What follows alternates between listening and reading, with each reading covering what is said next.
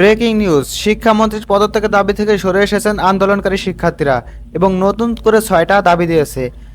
দেখো, এই বিষয়টা নিয়ে দ্য ডেইলি ক্যাম্পাসে একটা নিউজ করেছে, আমরা নিউজটা পড়ে বিস্তারিতটা বোঝার চেষ্টা করি। দেখো, শিক্ষামন্ত্রী ডক্টর আনামা এহসানুল হক মিলনের পদত্যাগের দাবি থেকে সরে দাঁড়ালেন আন্দোলনকারী এইচএসসি পরীক্ষার্থীরা। বুধবার 15 জুলাই বিকেল 4:45টার দিকে তারা শিক্ষা ভবনের সামনে থেকে সচিবালয়ের উদ্দেশ্যে রওনা দেন। এর আগে বিকেল 4টার দিকে শিক্ষা ভবনের সামনে পৌঁছালে পুলিশ তাদের আটকে দেয়। পরে 6 জন প্রতিনিধিকে সচিবালয়ে প্রবেশের অনুমতি দেওয়া হয়। অর্থাৎ 6 জন প্রতিনিধি সচিবালয়ে গেছেন সম্পূর্ণ শিক্ষার্থীদের পক্ষ থেকে।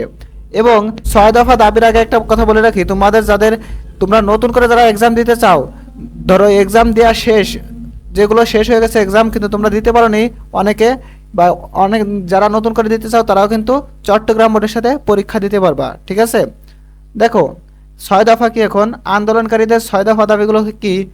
দুর্যোগ পরিস্থিতি অনুষ্ঠিত পরীক্ষায় যারা পুনরায় অংশ নিতে চায় তাদের সেই সুযোগ নিশ্চিত করতে হবে।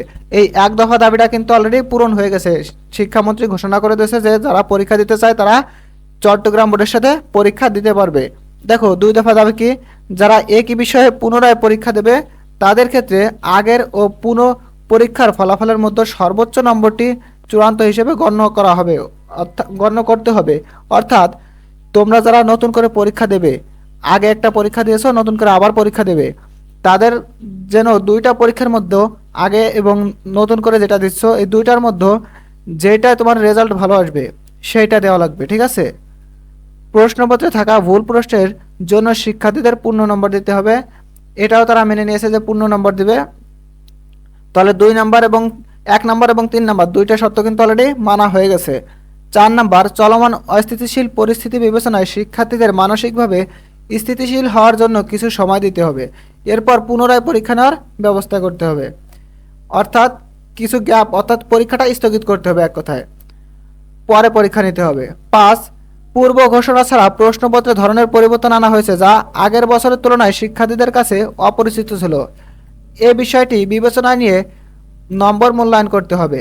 6, পরীক্ষা চলাকালে সচেতন গার্ড এর নামে কিছু শিক্ষকের কঠোর ও বিভ্রান্তিকর আচরণ বন্ধ করতে হবে যাতে পরীক্ষার্থীরা ভীত বা মানসিক চাপে না পড়ে। এর আগে বৈরী আবহাওয়া ও বৃষ্টি জলাবদ্ধতার মধ্যে অনুষ্ঠিত 13 জুলাইয়ের প্রথম পত্রের পরীক্ষায় অনুপস্থিত সংখ্যা ছিল 19,592 জন। এদিনে পদার্থবিজ্ঞান পরীক্ষার প্রশ্নের 2টি সৃজনশীল ভুল থাকায় তীব্র সমালোচনা তৈরি হয়। এর পরিপ্রেক্ষিতে শিক্ষার্থীদের শিক্ষামন্ত্রীর পদত্যাগ ও পরীক্ষা স্থগিত সহ 3 দাবিতে মঙ্গলবার 14 জুলাই দিনভর আন্দোলন করেন। আজও পরীক্ষা শেষে পরীক্ষার্থীরা আন্দোলনে নেমেছে।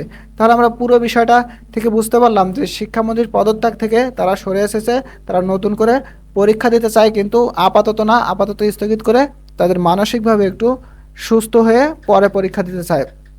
এবং যে দাবিগুলো করেছে এর মধ্যে 2টা দাবি কিন্তু অলরেডি তারা মেনে নিয়েছে। কোনগুলা? প্রশ্নপত্রে ভুল থাকলে পূর্ণ নম্বর দেবে, এবং আরেকটা হচ্ছে তোমরা যারা পরীক্ষা দিতে চাও তারা চট্টগ্রাম বোর্ডের সাথে পরীক্ষা দিতে পারবা। তাহলে আশা করি বুঝতে পারছো। প্রিয় শিক্ষার্থীবৃন্দ, শিক্ষা সম্পর্কিত যে কোনো সঠিক নিউজ সবার আগে পেতে অবশ্যই আমাদের চ্যানেলটা সাবস্ক্রাইব করে রাখবা, এবং ফেসবুক থেকে দেখলে অবশ্যই ফলো দিয়ে রাখবা। তো ভালো থাকো তোমরা সবাই, আল্লাহ হাফেজ।